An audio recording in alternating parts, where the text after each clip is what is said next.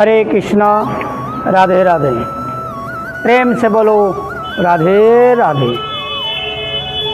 भगवाনের কৃপায় আজ আমরা এইখানে সবাই উপস্থিত হয়েছি ভগবানের অমৃতময় কথা শ্রবণ করব বলে।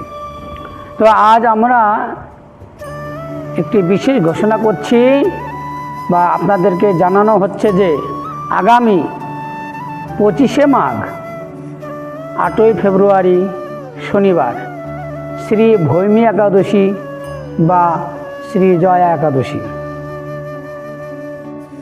25শে মাঘ 8ই ফেব্রুয়ারি শনিবার শ্রী ভৈমী একাদশী বা শ্রী জয়া একাদশী এবং পরের দিন 26শে মাঘ 9 ফেব্রুয়ারি শ্রী বরাহদেবের আবির্ভাব তিথি।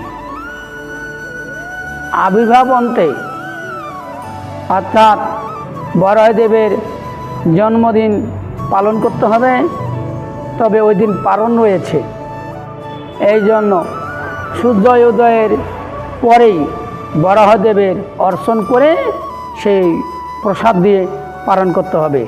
আর পারণের নির্দিষ্ট টাইম হচ্ছে সূর্য উদয় থেকে 10টা 1-এর মধ্যেই একাদশীর পারণ। তার আগেই বরাহদেবের অভিষেক করতে হবে বা অর্চন করতে হবে।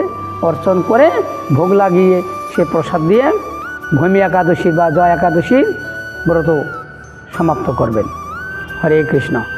তো বরাহদেব কেন আবির্ভূত হয়েছিলেন? শাস্ত্রে বলেছেন হিরণ্যাক্ষ এই পৃথিবীকে সমুদ্রে নিয়ে চলে গেছিল, সমুদ্রের নিচে নিয়ে চলে গেছিল পৃথিবীকে। এই পৃথিবীকে উদ্ধার করার জন্য ভগবান শ্রী বিষ্ণু বা কেশব সুপরূপ ধারণ করে, বরাহ রূপ ধারণ করে। বরাহ রূপ ধারণ করে বরাহদেবের যে দাঁত থাকে, দুই পাশে 2টি দাঁত, সে দাঁতের মাঝে পৃথিবীকে উত্তোলন করেছিলেন, অর্থাৎ সমুদ্র থেকে বার করে এনেছিলেন। ওই দিনকাই বরাহদেবের আবির্ভাব। ভগবান অনেক অবতার, তার মধ্যে 24টি অবতার প্রধান। সেই 24টি অবতারের মধ্যে 10টি অবতার প্রধান। তার মধ্যে এটি হচ্ছে দ্বিতীয় অবতার। প্রথমে যে মীন মৎস্যরূপ ধারণ করেছিলেন, আর এটি হচ্ছে ভগবানের 10 অবতারের মধ্যে দ্বিতীয় অবতার বরাহ রূপ বা বরাহ ভগবান। তো আমাদের জয়দেব কবি বরাহদেবের এক স্তুতি করেছে, সে আপনারা সবাই ওই বরাহদেবের অর্চনের সময় এই স্তবটি করবেন। বরাহদেব স্তুতি হচ্ছেন বসতি দশন শিখরে ধরণী তব লাগনা শশিনী কলঙ্ক কলে বনি মগ্না। বসতি দশন শিখরে ধরণী তব লাগনা শশিনী কলঙ্ক কলে বনি মগ্না।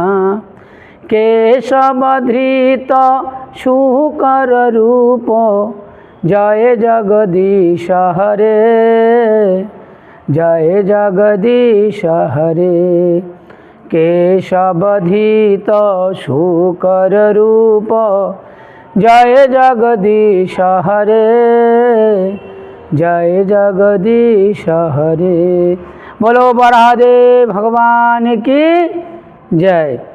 এইভাবে বরাহদেবের স্তুতি করে বরাহদেবকে ভোগ লাগিয়ে তারপরে আপনারা পালন করবেন। হরে কৃষ্ণ, রাধে রাধে।